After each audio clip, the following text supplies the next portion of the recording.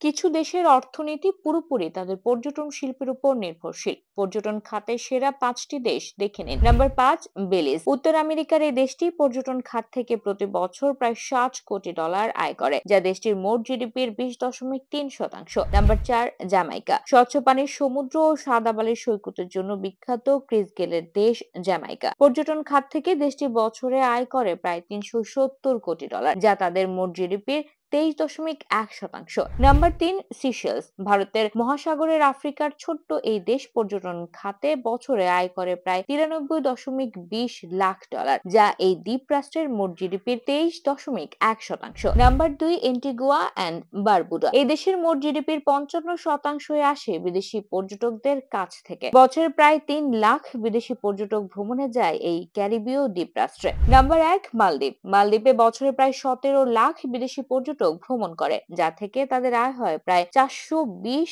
কোটি। এটি মালদ্বীপের মোট জিডিপির 67%।